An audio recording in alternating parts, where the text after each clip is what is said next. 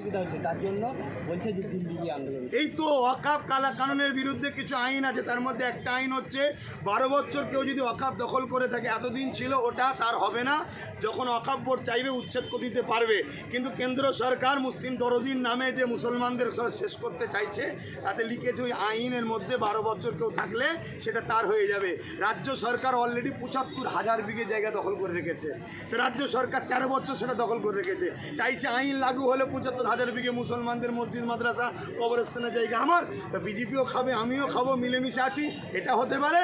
আর না হয় তিনার ভাইপোর জেল বাঁচাবার জন্য বিজেপি সাথ দিচ্ছে, হয়তো ওপর থেকে বলেছে আমার আইনটা যেন বাংলায় লাগু হয়, আন্দোলন না করতে পারে, যদি তুই না রুকিস তাহলে পাঠাবি সিবিআই।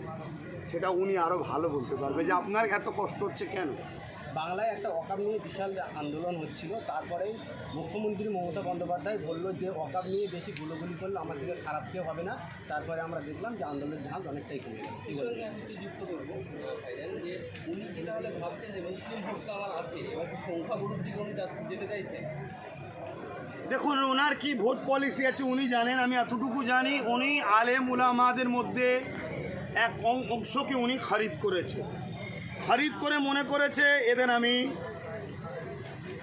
কি বলি ভাষাই বলি, হয়তো আল্লাহ রসুলের থেকে বড় কিছু হয়ে গেছে। উনি জানে না যে 34 বছরের বাম শুধু একটা কথা বলেছিল মাদ্রাসায় জঙ্গি হয়, রাতারাতি ফিনিশ করে দিয়েছে, উনি জানেন না।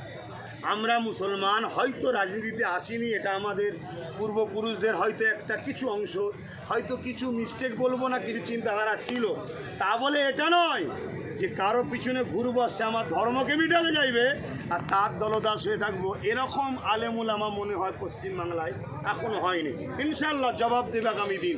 আর এটা কি কথা বললেন যেন আপনি, হ্যাঁ গুলোগুলি করলে প্রকাশ্য দুশ্মনের কথা বললো।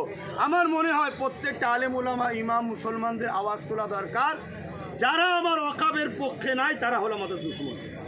তাদের রাজ্য সরকার যদি মনে করে ওয়াকফের পক্ষে থাকবো না তাহলে দুশ্মন, আর যদি বলে থাকবো আন্দোলন করতে দেবো না, এটা হলো সম্পূর্ণ ভণ্ডমি করছে, নাটক করছে।